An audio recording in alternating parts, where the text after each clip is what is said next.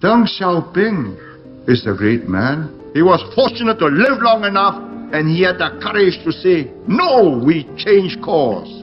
He went down to Shenzhen and said, learn from all countries in the world, and most of all, learn from Singapore. The order is good, and they are a very prosperous society. In November 1978, China's paramount leader, Deng Xiaoping, embarked on a historic trip to Singapore. Little did he know, this small island nation, then vilified by the Chinese press as a running dog of Western imperialism, would play a pivotal role in modern China's destiny. As the only other independent nation with an ethnic Chinese majority, its incredible success story under the visionary leadership of Lee Kuan Yew resonated deeply with Deng, who was searching for a new path for his country after years of turmoil. Now let's look back at why Deng's 1978 trip was so significant and how tiny Singapore was so instrumental in modern China's meteoric rise as an economic powerhouse. I had the privilege of meeting him, talking to him for 3 days. And he is, in my lifetime, the most impressive man I've ever met. Small, barely 5 feet, stood erect, tremendous aplomb, a man of few words, but carefully thought, every few words carefully thought out. Though the 1978 visit to Singapore was important to China, for over a century prior, the Chinese community in colonial Singapore had been instrumental in raising funds and supporting the mainland against hostile Western and Japanese imperial forces. Deng himself had first visited the island nation earlier in 1920. Then 16 years old, he was among 84 students from Sichuan chosen for a prestigious work-study program in France. Stopping at Shanghai, Hong Kong, Vietnam, Sri Lanka, and of course Singapore, Deng witnessed the harsh treatment of local workers by their colonial masters, leaving a lasting impression on him and influencing his future political trajectory. Nearly 6 decades later, Deng would revisit the small city-state as China's paramount leader under very different circumstances. Driven by concerns around Soviet-backed Vietnam's growing influence in the region, he strategically included Thailand, Malaysia, and Singapore in his itinerary, seeking support from regional leaders to counter Vietnamese expansionism. In November 1978, Deng finally reached Singapore, an unlikely nation poised to become a pivotal player in China's future. I had Deng Xiaoping to dinner once in November of 1978. And in a moment of whimsy, part of my speech, I said, I wondered what would have happened if Deng Xiaoping was born in Singapore and I was born in China. He looked askance. I said, I'm quite sure that Deng Xiaoping would be running Singapore. I'm not sure Lee Kuan Yew would have got halfway up the heap, because I would have had so many bright, so many tough, so many conspiratorial groups that would have just knocked me down. It's a greasy pole.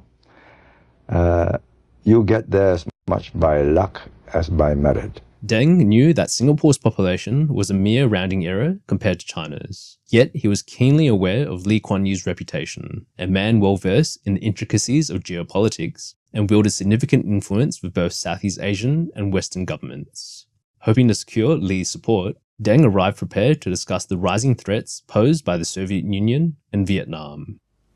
In 1978, he visited Bangkok, Kuala Lumpur, and Singapore to persuade us to combine with China and stop Vietnam, the Cuba in Southeast Asia of the Soviet Union. Lee argued that Southeast Asian leaders weren't worried about the Russian bear, but rather the Chinese dragon, expressing concern about China's radio broadcasts across the region, inciting revolution to the ethnic Chinese communities. Now, I will tell you what my neighbors want to do. They want me to join them and confront you, not the Soviet Union. The Soviet Union is thousands of miles away, and the Soviet Union has no broadcasting station, egging, urging, agitating communist parties in Southeast Asia to overthrow their governments. You are. And as long as you are doing that and sending them money to buy arms, it's most unlikely that I'll be able to persuade them to join you. Why are you giving arms and support to the Malayan Communist Party to overthrow the Singapore government? Deng caught off guard, paused, and finally said, "What do you want me to do?" Lee responded, "Stop it." and within 18 months, they did. I had expected a blustering reply. He closed his eyes, looked at me and said, "What do you want me to do?" I said, "Stop it. Change your policy. Then we'll join you and stop the Vietnamese." He paused, he said, "Give me time." And it took 18 months before I met him again in Beijing, and he said, "We have told them they must stop. We have closed down the radio stations. We are not giving them any more support."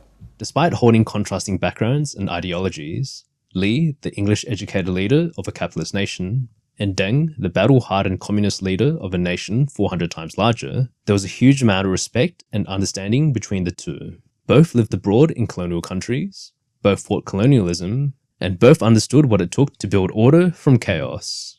Though Deng originally came to Singapore to talk geopolitics, he saw a Singapore that was much more advanced than he expected. As an independent nation with a 75% ethnic Chinese majority, Li would famously say to Deng over dinner, "We, the Singapore Chinese, were the descendants of illiterate landless peasants from Guangdong and Fujian in South China, whereas the scholars, mandarins, and literati had stayed and left their progeny in China. There was nothing that Singapore had done that China could not do, and do better." Deng did not reply that night, but as he departed Singapore, he would tell Li, "If I had only Shanghai, I too might be able to change Shanghai as quickly. But I have the whole of China." However, inspired by Singapore's economic success and ability to attract foreign capital, Deng would take up Li on his challenge and open China through a series of reforms and policies that would uplift hundreds of millions of lives and set it on the path to become the world's second largest economy in 3 decades. Not long after returning, Deng would spearhead the creation of China's first 4 special economic zones in 1980, with overseas Chinese and foreigners flocking to these regions to invest and set up factories, including in the now booming Shenzhen. And even though diplomatic relations with Singapore would not be officially formed until 1990, China, recognizing Singapore's expertise, would invite Singapore's ex-Deputy Prime Minister, Dr. Goh Keng Swee, to serve as a special advisor to these 4 special economic zones and to be an advisor on China's coastal development and tourism in 1985. The Chinese press would also stop calling Singapore a running dog of capitalism, instead praising the small city's development and describing Li as an old friend of China. However, Singapore's real impact wouldn't be into the early 1990s. The man that you most admired of all the people you'd ever met was Deng Xiaoping. Yeah. That's what you told me. Yeah.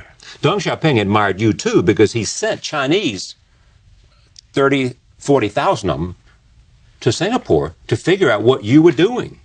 Am I right? Yes. He was astonished when he came for the first time in 1978. He found a Singapore which was contrary to what he was given in his brief. Yes. He found a prosperous, orderly society, everybody owning their own homes and with a job. So I said, "How did you get there?" I said, "Well, we educated our people, and look at all these companies, Americans, Japanese, Europeans. They bring technology, they train our people, we learn how to do things." So he said, "Oh, you made use of capitalism to build a more egalitarian society. Everybody owns their own home. I will do the same."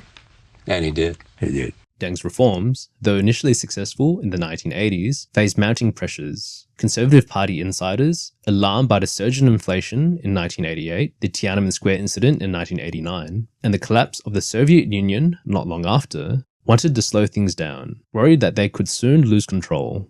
However, Deng understood that the only way forward to maintain the party's legitimacy and avoid collapse was to find bolder ways to open up, grow the economy, and continue on the path of socialism with Chinese characteristics.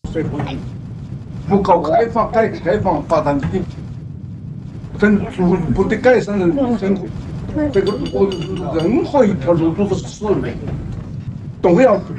Defying his declining health at 88, Deng embarked on a now legendary tour of southern China in 1992, showcasing the rapid development in the region and igniting a spark of renewed confidence in his economic reforms and policies. On this landmark tour, Deng would specifically tell Chinese officials to learn from Singapore, stating, "Society in Singapore is quite orderly. They manage things very strictly. We ought to use their experience as a model, and we ought to manage things even better than they do." And when they tried to stop him in 1992 from going too fast, he went down to Shenzhen and said, learn from all countries in the world, and most of all, learn from Singapore. The order is good, and they are a very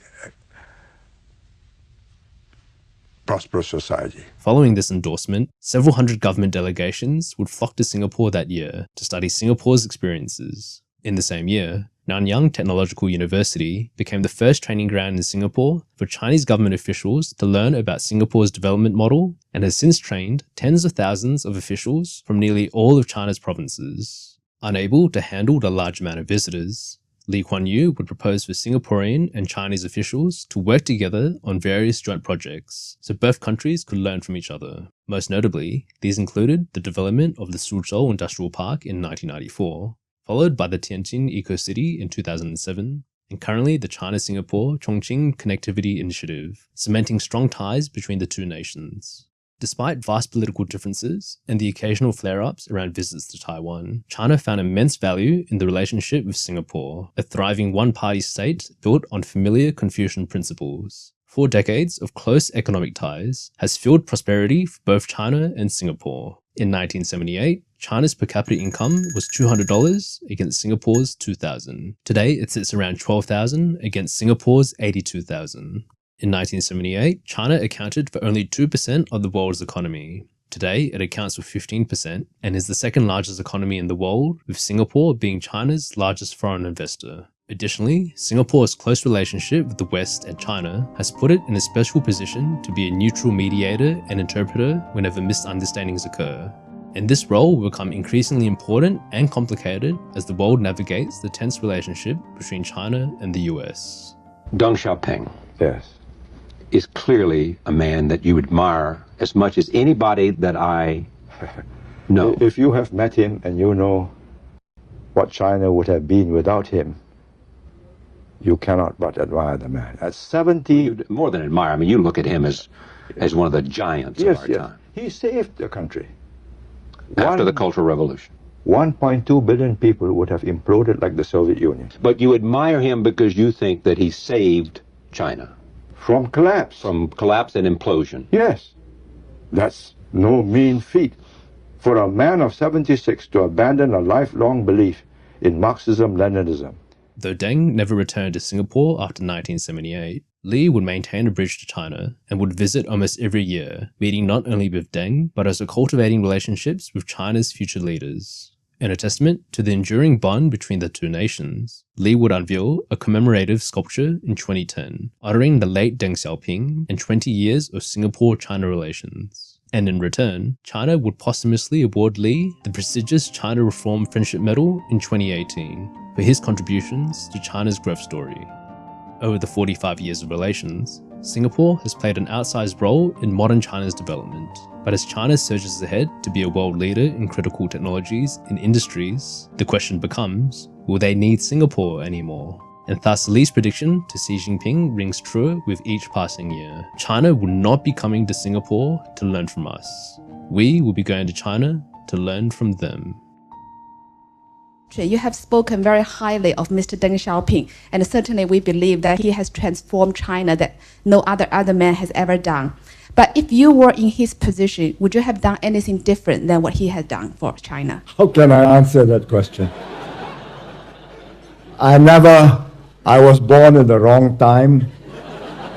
I was born in the wrong place. I never went on a long march with him. I never commanded whole armies that crossed the Yangtze River and chased the KMT troops out of China. What can I say?